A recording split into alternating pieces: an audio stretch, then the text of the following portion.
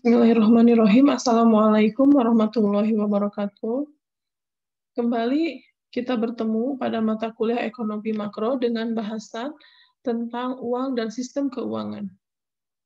Seperti kita ketahui, uang merupakan alat tukar yang berlaku di suatu negara dengan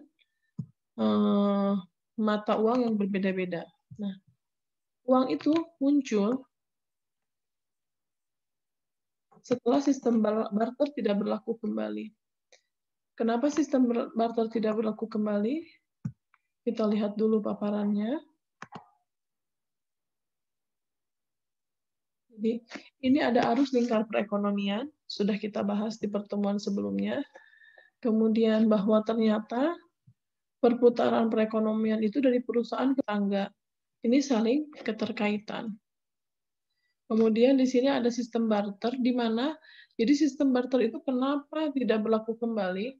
Jadi terjadi kerumitan saat menaksir nilai suatu barang terhadap barang yang lain. Tidak ada ketentuan yang mengatur jelas bahwa kalau seseorang misalnya punya 1 karung padi, apakah itu layak ditukar dengan 1 ekor kambing. Kemudian,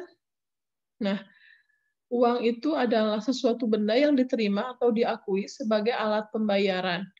Kemudian aspek ekonomi dari uang adalah benda ekonomi dalam arti yang digunakan sebagai uang adalah benda yang berharga di masyarakat pada periode penggunaannya.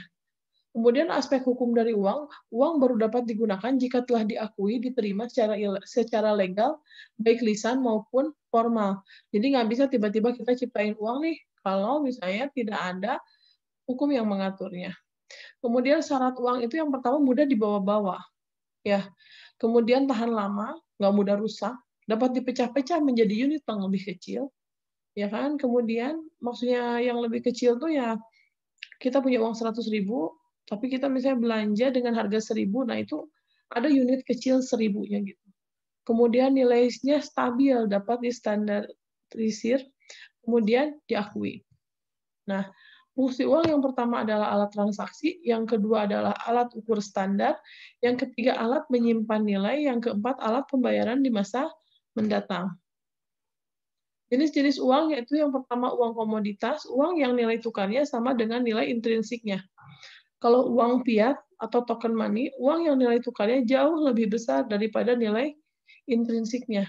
Kemudian uang yang hampir liquid sempurna itu berfungsi sebagai uang tetapi tidak dapat menggunakannya, harus ditukar atau dicairkan terlebih dahulu.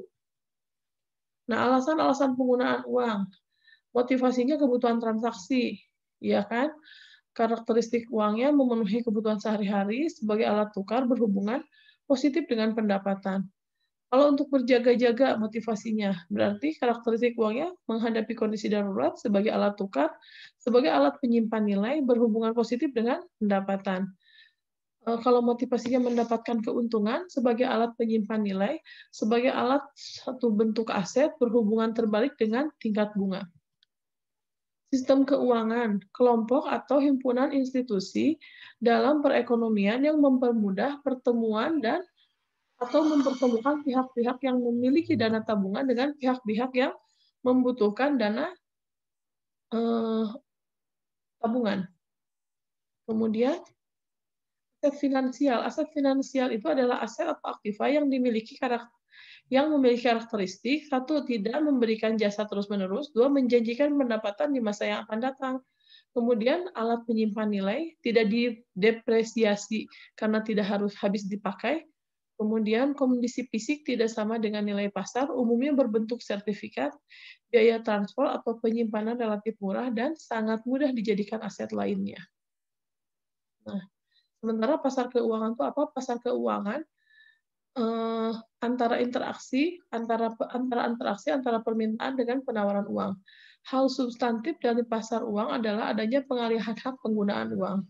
Bila pengalihan hak penggunaan uang lebih kecil dari 1 tahun, maka disebut pasar uang. Bila pengalihan hak penggunaan uang lebih besar dari 1 tahun, maka disebut pasar modal. Nah, lembaga keuangan atau financial institution. Lembaga keuangan adalah lembaga yang kegiatan utamanya mengumpulkan dan menyalurkan dana dari pihak yang memiliki kelebihan dana atau unit surplus kepada pihak yang membutuhkan dana atau defisit unit.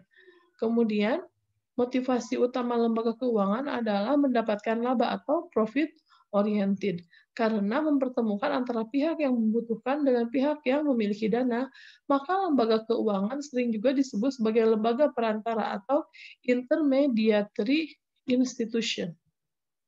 Nah, klasifikasi lembaga keuangan, ada lembaga depository atau bank, ada lembaga non-depository atau bukan bank. Kemudian lembaga depository dibagi dua, ada bank umum, ada bank perkreditan rakyat atau BPR. Kalau lembaga non-depository itu ada asuransi, dana pensiun, kalau dia sistemnya kontraktual. Kalau investasi ada sekuritas, ada dana reksa, kalau lainnya pembiayaan atau modal ventura. Fungsi intermediasi keuangan. Nih, jadi ada unit rumah tangga yang surplus di sini ya. Surplus itu yang tadi kebanyakan uang gitu. Ada perusahaan, pemerintah, ada luar negeri. Ini ada lembaga keuangan yang nampung. Ini ada unit defisit, rumah tangga, perusahaan. Kemudian kalau lewat bank ini pembiayaan tidak langsung, tapi kalau mereka langsung bertemu di luar bank ini pembiayaan langsung. Ya, kebutuhan pemilik dana adalah likuiditas, keamanan, kenyamanan, dan aksesibilitas. Kalau kebutuhan peminjam adalah jangka waktu, tingkat bunga, dan jumlah. Nah, instrumen keuangan. Instrumen keuangan adalah surat atau sertifikat yang dapat digunakan untuk klaim atas pendapatan di masa mendatang dari pihak yang menerbitkan surat tersebut oleh pemilik surat. Yang menerbitkan surat adalah penjual, sedangkan pemilik surat adalah pembeli. Instrumen keuangan sering juga disebut surat berharga atau sekuritas. Nah, klasifikasi instrumen keuangan yang pertama, instrumen keuangan jangka pendek, instrumen keuangan jatuh temponya lebih kecil dari 1 tahun. Kalau instrumen keuangan jangka panjang, jatuh temponya lebih besar dari 1 tahun.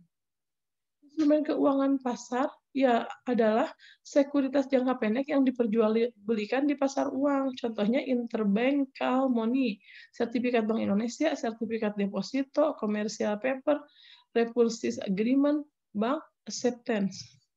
Nah, instrumen pasar modal instrumen yang keuangannya jangka panjang, diperjualbelikan di pasar modal. Modal utamanya adalah saham dan obligasi. Saham adalah surat yang menunjukkan bukti kepemilikan perusahaan. Pemegang saham adalah pemilik perusahaan, namun pemegang saham lebih besar dari 50% adalah penentu kebijakan perusahaan. Obligasi adalah surat pernyataan berhutang pada pihak penerbit kepada yang memiliki obligasi. Demikian untuk pembahasan uang dan sistem keuangan. Kita lanjutkan di video berikutnya. Terima kasih atas perhatiannya. Wassalamualaikum warahmatullahi wabarakatuh.